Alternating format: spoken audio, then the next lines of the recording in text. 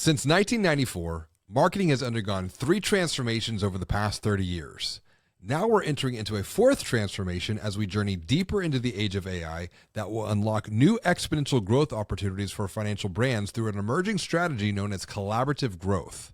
The question is, are you ready for collaborative growth? Is your marketing team ready for collaborative growth? What about your sales team? Well, let's find out together on today's episode of the Banking on Digital Growth podcast.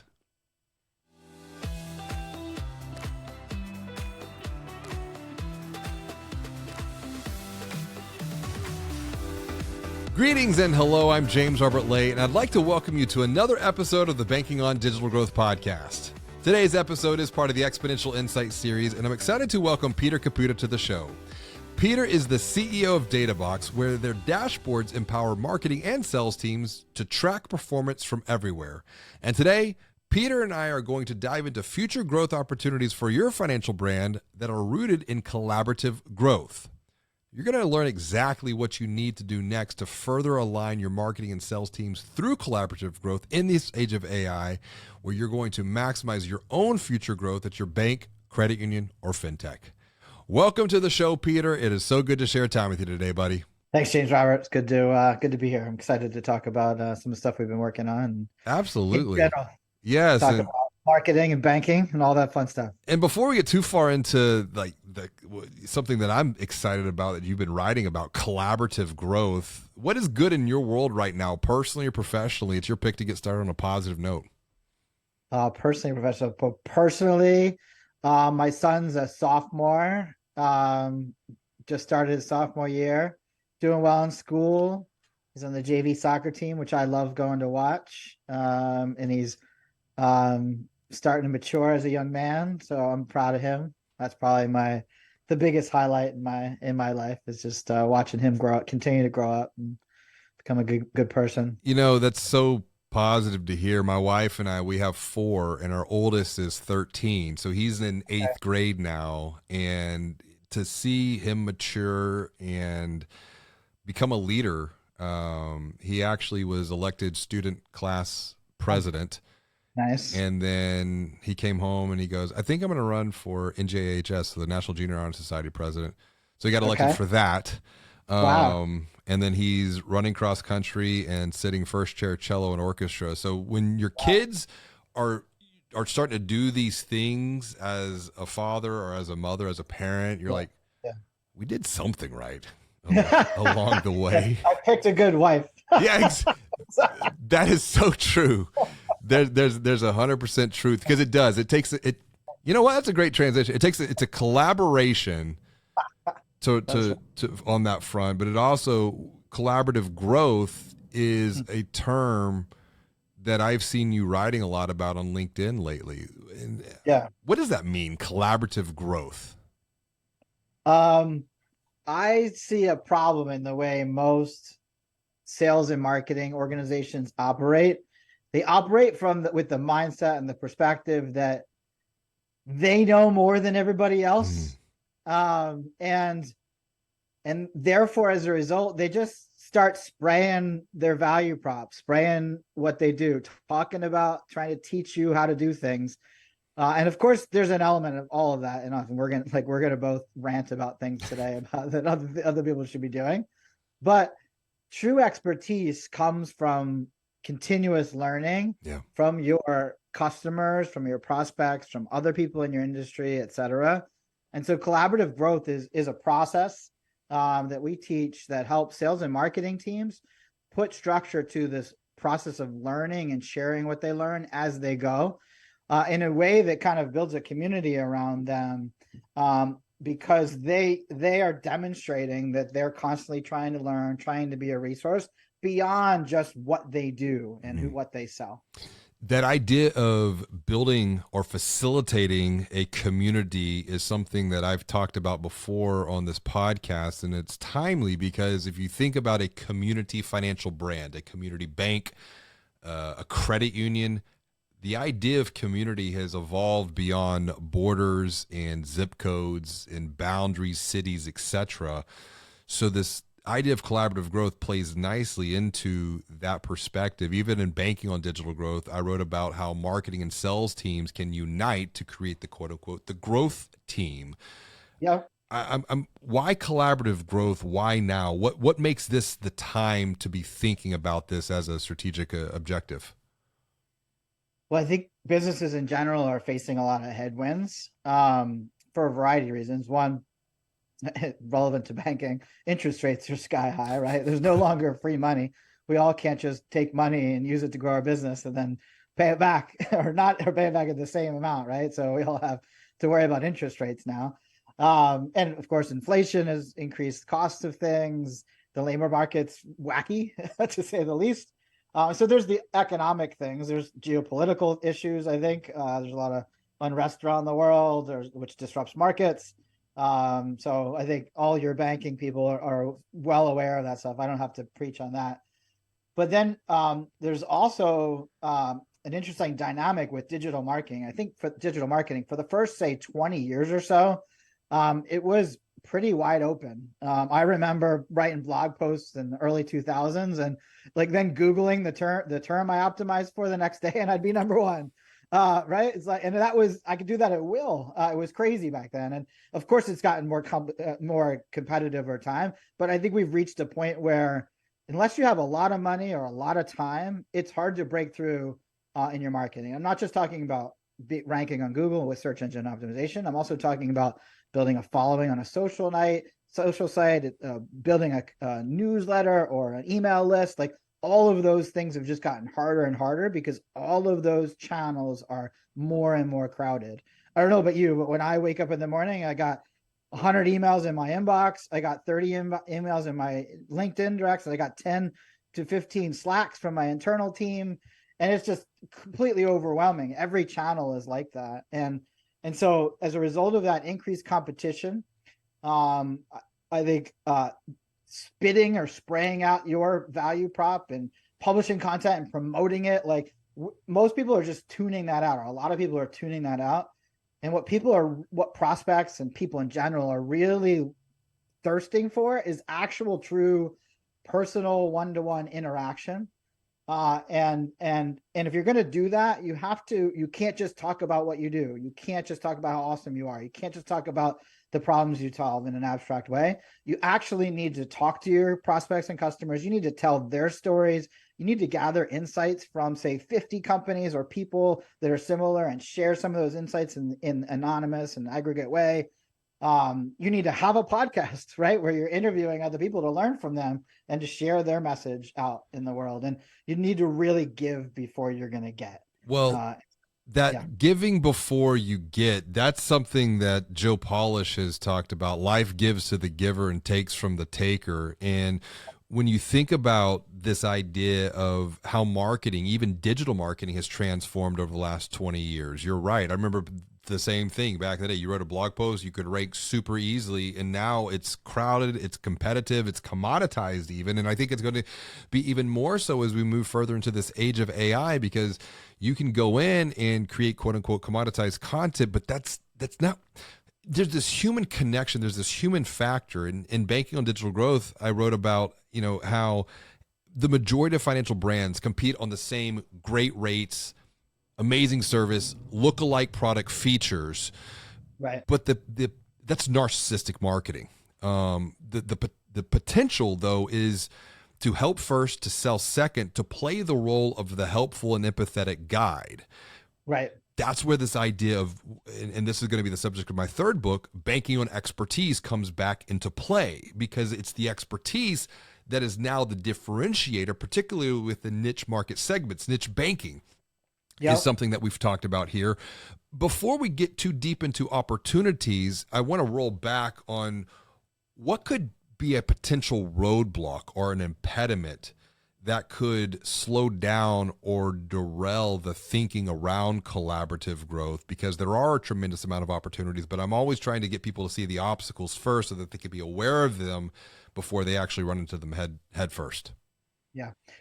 As I told you before, I'm excited about your book, Banking on Expertise, because I think it's very well aligned with my thinking on this. And to answer your question about what holds people back from embracing collaborative growth, it's the fact that they think of sales and marketing as this assembly line.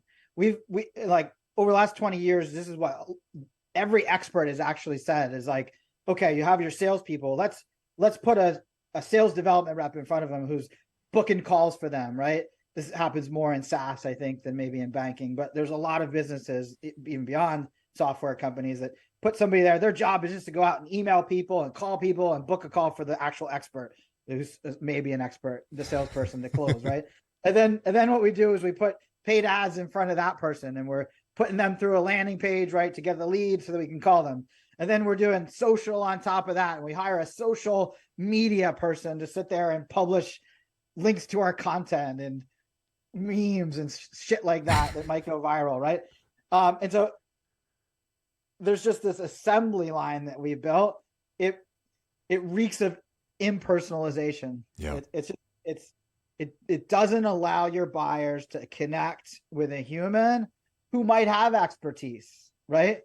What it does is it treats them like a transaction and puts them through an assembly line. Nobody wants to go through that. So we need to stop treating our businesses like they're buffets that we, put people through. They walk through and pick what they want, or they go through, a car wash and get different steps. We need to start thinking about it as a gourmet restaurant where we're actually have a waiter that knows what they're talking about and a chef in the back that has a few stars. Well, you're talking my language when you're talking starred restaurants and experiences. As I shared before we hit record, my wife and I, we just went to New Orleans and we ate some really good food down there. Yes. But your thinking is sound. When you look at people are looking for expertise from a human. I wanted to pause on that because in Banking on Digital Growth, I wrote about DX plus HX equals growth, meaning a positive digital experience when combined with a positive human experience is a path towards growth. It's not one or the other. In fact, I was talking with someone the other day about Gen Z. And I said, well, what about Gen Z? Is it 100% digital? They said, no. They said 80% digital, 20% human at the beginning of a financial buying journey. But once that loan has been funded, then it begins to flip. Now it's 80% human, 20% digital for all of the transactional stuff, but they still value the human expertise, the human perspective. Mm-hmm. Why? And I guess because there's such a loud discussion in the vertical right now within financial services about AI. And I'm like, well, don't over-index on that and forget the people. And I think that's what has happened through digital transformation in the vertical. We've forgotten that behind every data point is DNA. Mm-hmm. Why the human factor whenever we're thinking AI? What's the difference here? So I am all for data and automation and analytics. As you know, our software company provides is an analytics product. We have a team of data scientists building AI models. So totally on board with automating and using AI to make your automation even smarter, right? And serve customers in a more personalized way. However, the more that we do that, right, the less flexibility usually is in our system. I have a financial advisor, and he knows when I want to retire, and he knows what my income is. And he just walked me through like 5 different options the other day. And he allowed me to ask questions out of order, right? But he also came in with that as an agenda and say, here's the things I recommend you do based on your personal interests and goals. Someday, maybe that'll be more automated.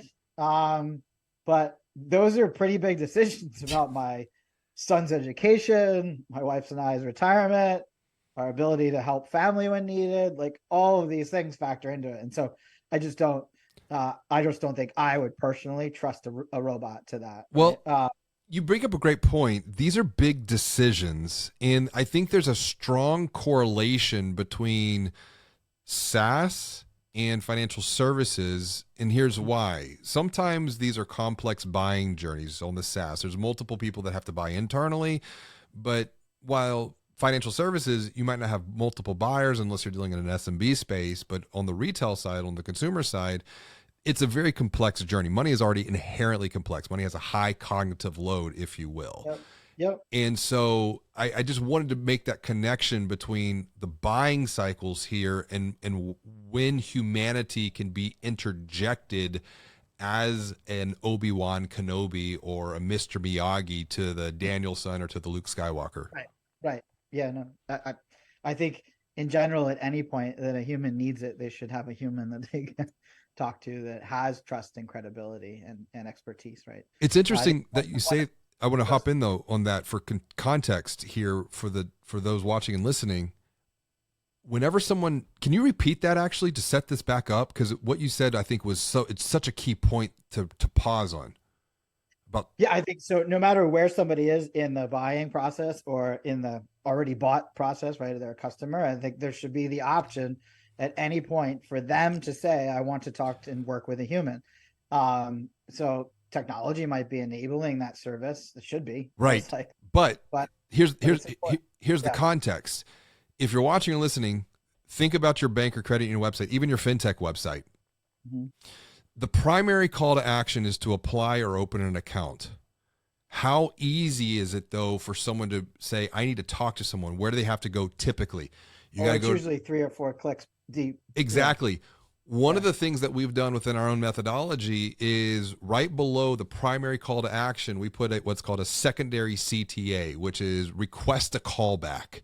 Yeah. In around 30% of people to 40% of people that request a callback and go through that funnel, if you will, they end up actually going on to convert. So it's capturing kind of that consideration stage that for the majority of financial brands, when we diagnose and assess them, they don't have that button or that transitional call to action to connect with the human being. Right. Yeah, I'll give you a good example. I don't like to share my banking information, but I used to use Silicon Valley Bank. And then well, I'm sure you know this here, but then one day I saw in the news that they were shutting down. Right.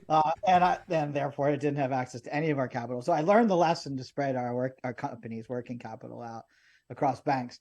And so I was in a mad dash scramble with the co-founder to figure out like what bank should we try to move money to if we can even move money, right? And we ended up settling on a digital first bank and a very traditional large bank and keeping the money. But that digital first bank is where most of our business went, because I could open that account quickly and I could get a hold of someone very quickly to solve the immediate question I had. It literally took like 2 months to get to the point where I could even deposit money into the other bank. Now that second bank's not going anywhere, and so I'm keeping money there, and they have part of our business. But I think that illustrates the point that when somebody needs something, you need to be available to them. Make it as digital as you can, because that will get them in and help them serve themselves as much as possible. But you got to be available. You got to answer the difficult questions. And that bank did an amazing job at that, and they earned our business. That's a fantastic real life example, particularly on the SMB side of things, of how important humanity comes back into play within this conversation. I want to come back to collaborative growth here. What's a practical example of what this could look like for a financial brand, bringing their marketing and sales teams together to co-create, to collaborate, to create value for prospects, even for customers, for members, to deepen share of wallet? Maybe it is through local market research, either on the consumer side or the SMB side, maybe both. What's a practical way to think about this? So we have a bunch of methodologies that we've developed based on different marketing tactics or marketing channels. The key with collaborative growth, though, is that it's really channel and tactic agnostic. The key is just the way you approach it. So if you're going to write a blog post, don't sit down and write a blog post. Go out and interview 5 experts on the subject, or 50 customers on the survey 50 customers on the topic, and then write a blog post with data-backed insights and insights from external experts that people know and trust, right? If you're going to put together a video for YouTube, go interview 3 people on a subject and splice together their thoughts in a cohesive manner, right? If you're going to run a survey in order to to publish a report, obviously go and get a few hundred responses before you do that. And so it really doesn't matter what tactic you use. Where I think most marketing teams miss out on is doing that market research and using that to inform not just what content to produce, but also to inform the actual voice of the content and the perspective of the content. And so usually we advocate people gathering data from their market and publishing that as a way to do a few things: engage people that you either have as clients or customers, as well as engage prospects. Because if you're going to ask them to complete your survey, that's a way to engage them, way to show them that you actually are pursuing knowledge and pursuing insights that they might be interesting to them and that you can share with them. It's also a way to engage them by producing that content, sharing it. A lot of times we'll actually quote some of the contributors. We'll ask them for quotes that we can include in the report. So instead of the report being about our perspective, it's the true perspective of the people that we're surveying. And so I usually recommend that. I think a lot of bigger companies do market research in order to learn things to make decisions. But this is a different way of doing market research for content marketing that allows people to learn things that are interesting to their audience and then feed that back to them. And that process kind of creates expertise if you think about it, right? Because anyone with any amount of expertise, as long as they're curious and a little creative, can come up with a questionnaire, run that survey, and all of a sudden, all those people that took that survey look at that one person that put it together and say, oh, this person has expertise in that subject. So it's a way of creating expertise. It's interesting. You're talking about just going out and having conversations with the marketplace. Yes. I often find that marketing teams have not done that before, or they don't do it. It's not systematized or operationalized. In fact, because I think of things on a 90-day cycle, and Banking on Change, I'm writing around the 90-day growth methodology. And if you made a commitment to focus on one area, maybe it's around a product line, maybe it's around a particular market segment, and going out and having these conversations, running these surveys, doing these interviews, I think it's also doing something very interesting, is coming back to this idea of narrative and story, playing the role of the helpful guide. You're inviting the market to become a part of the story. They're no longer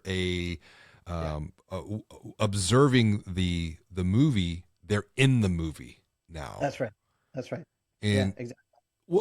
What are the mindsets that are needed for this? Because when I think about, particularly within financial services, when you recommend doing something quote unquote new and progressive, it's often met with concern. It's really just, it's fear of the unknown. But deeper than that, it's more of a mindset perspective. You and I think we're even, talking the other day on LinkedIn about just, we both are naturally curious. We both have growth mindsets. I think it's just ingrained in our DNA. Abundance mentality, right? Yep. But what are the mindsets needed for collaborative growth? Yeah, I laughed when you said that this is new and what'd you say? New and progressive. Progressive. As in running surveys and creating content was new and progressive. But I hear you. I get that it's not part of the playbook for more traditional businesses that have been around for a long time. So your question though was what? Like how mindset. Like what are the mindsets that are needed to establish the behaviors and the habits? Yeah, I guess first you got to be a little bold, maybe, and say, hey, we're gonna do something a little different this quarter, and we're gonna go talk to customers. Woo, mind blown, right?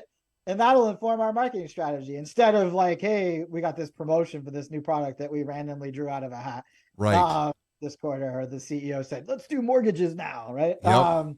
So I think it's crazy. Go out and talk to customers. You can still do it on mortgages if you want, or home improvement loans, or whatever you want. But pick something and go talk to 50 customers, or 50 prospects, or 50 people in your market. I was talking with Derek Sutton about this over at Autobooks, and he was actually, just go talk to 10 people who opened an account in the last month and why they opened the account, where'd they come from, what were they running away from, and what are they running towards? Why you? So not like you said, not progressive. I mean, this is natural for a lot of other verticals, but it's just not one that I see specifically within FinServ right now. Got you. Yeah. So to answer your question on the mindset, I think go back to what I originally said in the very beginning of the podcast.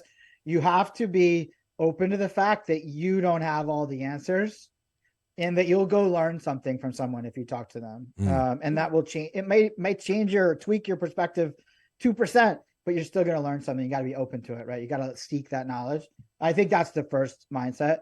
The second mindset is that you kind of have to be willing to publish stories and share stories about your customers and about your prospects, not about your products. Right? Because if you're just talking about your products all day, like, you're not differentiating yourself. But if you talk about the stories of how you helped a customer, or data about, home renovation trends in your area, like, you're going to get people interested in that. It's going to be much more interesting, and it's still related to your products, of course. This could also expand into PR opportunities at a local market level. Yes. And then that would then perhaps yield to interviews, other podcasts. I mean, and it's almost like a flywheel. It seems like once you get this going, then it opens up new opportunities and new opportunities. Yeah.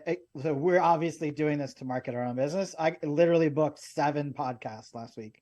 Now, some of them I had like pushed off because I was just too overwhelmed to do them at the time. But like, yes, there's always those opportunities. And the other reason to do this is actually SEO. So what Google wants, if you go read their guidelines, they will tell you that they want data-backed content that's backed by data, has data in it. They want real stories, original stories, not fabricated, not how-tos. And they want multiple perspectives from multiple people. If you read their guidelines, you will literally see that. I'm paraphrasing a little bit, but you will literally see that that's in the guidelines. And so if you produce content like that has data that you gathered, original data, it has quotes from other people, you are more likely to rank. The other reason to do it for SEO is that people actually link to that. They'll cite that data, CITE, cite that data, because you're the original source of that insight, right? We're in the middle of doing a survey. I might get these numbers wrong, so don't quote me, on business outlooks. And we've only gotten, I think, like 80 some people to respond so far. But one of the questions we asked them is your marketing budget bigger or smaller, and by how much? And only 34%, I think 34% had a higher budget. The second question we asked is, are your goals more aggressive this year, or higher or lower? 67% have more aggressive, higher targets, right? Bigger goals, smaller budget. Operating either with a lower or the same budget. A lot of them are lower, and 67% have higher expectations, higher goals. And so imagine how many people are going to cite that once we actually publish it, right? We're going to have a few hundred people to respond to that. And I don't know if those numbers will hold up, but my guess is they will. And there'll be people citing that. It's really good data. I don't know of anyone else that's gathered those two stats together. No. And as a result of, we've done this 1,400 times, by the way. We've crowdsourced content and run surveys and written 1,400 articles as a result of doing this process for over the last 6 years.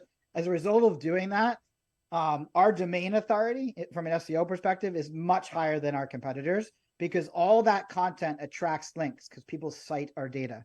They're constantly linking to their data, and that sends a signal to Google that our content has more authority than our competitors' content. Getting those third-party links. And our product pages ranking well, right, and capturing leads as a result of that. So doing this kind of content will actually lead to better SEO results as well. I want to pivot the conversation just a bit as we start to wrap up here, but it's in line with collaborative growth. And I have a hypothesis that leaders, lenders, advisors that are establishing, building, and leveraging their own personal brands have the potential to outperform, particularly within social media channels, that of the corporate brand. That's another key theme or key thesis that'll be in Banking on Expertise. Yep. You've been doing this, leading the way at Databox, particularly on LinkedIn. Why? Because, think about this. Like, I can hear a CEO at a bank or credit, and you're like, I'm so busy, I don't have time for this. But you're a CEO. Yeah, absolutely. I don't have time for it either, but I make time because I can generate leads for our product at will. if I needed 10 leads in an hour, I could go get them just by publishing and interacting with the people that interact with my content. And I've built processes at this point in a team, so that I don't have to write the first drafts of my content. I don't have to connect with people on LinkedIn. I don't have to do all the follow-ups, and I certainly don't have to jump on a call. I have somebody, that can handle different parts of that process, or do handle that different parts of that process. So it was a matter of, at first I did it all, trying to run a company and figure it all out, because I felt like I had to figure out the processes and the systems and where to spend time and what to do. But now I have a team of people that are helping me, and I can spend an hour or two a day and generate hundreds of qualified leads for our business. That's something I want to pause on. You can spend an hour or two a day on LinkedIn. Yeah. Don't just think about ROI at this point. Also think about return on time, because you have a time multiplier here, particularly as you're building your brand, personal brand on LinkedIn. And its influence. Once again, it's like almost like what is old is new again. It was the old Dale Carnegie book, How to Win Friends and Influence People. Love that book. Yes. It's the same idea here. Yep. What would your recommendation be for a leader or a lender even? And there are a few lenders in the space, particularly on the SMB side and then on the mortgage side, who are leveraging these platforms like LinkedIn and TikTok and Instagram. Yep. But for someone who is like, I don't know, convince me, Pete, to make this investment of time, if you will, because that's really all it is. And then you build the system and the processes behind the scenes. And I think you said that so well, is you had to experiment and play, but that's spoken like a true entrepreneur. Like, there are 3 levels to this that I learned from Dan Sullivan over at Strategic Coach. You make it up, then you need someone to make it real, and then you need someone to make it repeat. So you made it up. I like that. Yeah. What was it? Make it up. Make it up. Make it real. Make it repeat. I might borrow that one. Dan Sullivan, you said. Yeah. Yeah. So, convince someone to do this. They just have to open their eyes. Go follow a bunch of people that are doing this. Follow me, follow you. Go and follow people in their space, people outside their space. They will see that there are people on LinkedIn 10 years out of college making $1 million, getting hundreds of comments on their posts, selling sponsorships for their newsletter, landing consulting engagements where people are raising their hand saying, I want to talk to you. And that's just consulting. That's like, I'm a software product. We're generating hundreds of calls from my sales team as a result of me and a handful of my team members posting regularly just on LinkedIn. And so I think they just have to kind of open their eyes. But the logic for me, originally at least, was that digital marketing has shifted from being, I think, website centric to social media centric, other platforms, really. Yep. And, nobody goes and hangs out on your website. Lots of people go and hang out on LinkedIn. Lots of people check in on LinkedIn once a week, maybe once a month, but they're doing that way more than they're going to your website. Yep. And that's true of LinkedIn and TikTok. The amount of time we spend browsing, TikTok or Instagram, like, that's just ridiculous. Watching YouTube, searching Google, like there's lots of places other than our website that people are going to. Yep. And the way I look at it is like, if you rewound the clock like 25 years and somebody said to you, if you film a good ad, I'll play it for you as many times on on rotation and on the TV as you want, right? Cable channel came to you and said, yeah, distribution's free. You just have to film a really good ad. You'd be crazy not to do that, right? And that's really what social is. It's like, you literally, as long as you do something good and interesting and entertaining, etc., you get to post it. You get completely free distribution. Yeah. And so, I think there's just too many. It's like too easy. So from a CEO's perspective, I think they're foolish if they're not training their lenders, their loan officers, whoever you mentioned, to go and do this stuff. Yeah. And encouraging them to do it, rewarding them to do it for doing it. And then I think if you're a lender or you're in that frontline role and you're not doing it, like, you don't care about your career, frankly. Yeah. Like, you are not putting in the right of work to build your career. My cousin, in the last few years, he started a realty business. He's one of the top realtors in Philadelphia now. He was able to switch from one real estate office to another without losing a beat, because his reputation, of course, and his social media presence is what allowed him to just do it, right? And it's not just him. He brought his team of 5 people over to this new real estate office because he had his own following and could pull that off. And that right there, you got Jill Castilla, you've got Keith Costello over at Locality Bank, a digital bank out of Florida. I think it's a matter of being aware and then putting in the practice, putting in the reps, and building the consistency, building the habit. The hardest thing a lot of times is just to get started. But once you get started, then it just becomes part of the daily routine. And it's not 1999 anymore. It's not 2009 early social media anymore. I think your point back to people are hanging out on your websites, they're hanging out on social media. That's where the awareness is happening. You're helping first, though. You're giving more than you're going to receive. Yep. But then, you look at the long play with this. It's about placing micro deposits into the trust funds of people that sits between their ears. It's going to pay dividends. For putting it in financial terms, your following is an annuity, right? Yeah. And it compounds. It really does. Let's wrap up on a practical point here for someone to get started with what we've been talking about here today around collaborative growth. What would be one small, simple thing that they could do today to get some momentum moving forward? Yeah. So this will be relevant, I think, if you're the CEO or the lender or wherever you are in the hierarchy or org structure. Pick one of your best clients this week and call them and say, hey, can I interview you over Zoom, record it, and then take some pieces of that, what you share with me, and write a quick story for my LinkedIn profile. I will mention you. I will mention your business. We'll say positive things, of course, about you and your business and your experience of working with me. And then take and write 300 words on that and publish that. And then ask them to just share it around with whoever, some other people in their networking groups, maybe their mom or their spouse, but whoever might be relevant, and be proud of hearing that story. Super simple. Not only will you strengthen and cement that relationship because you're going to have a nice positive interaction, but they're going to tell their story. You're going to help them tell their story to their contacts. You're going to be telling their story to your contacts, which helps them. And that'll help you get started. That's networking in the digital world. It's really simple. Do that once a week. And call me in 4 weeks if that doesn't help you land at least a handful of good conversations with potential clients. I think that's it. It leads to the conversations. It leads to the connection. And it all comes back to people and humanity at this point. Pete, thanks for being a good human being. This has been a great conversation today. What's the best way for someone to reach out, connect with you and the work that you're doing over at Databox, to say hello? So I'm on LinkedIn, Peter Caputa on LinkedIn. I think I'm the only, there's one other guy in Germany, but you won't mistake him for me because my profile is a lot more active. So pretty unique name. Check out Databox. We also have a free product, which you've been using, called Benchmarks. It's available at benchmarks.databox.com. In partnership with you, we've actually built a digital marketing benchmark for digital banks and credit unions.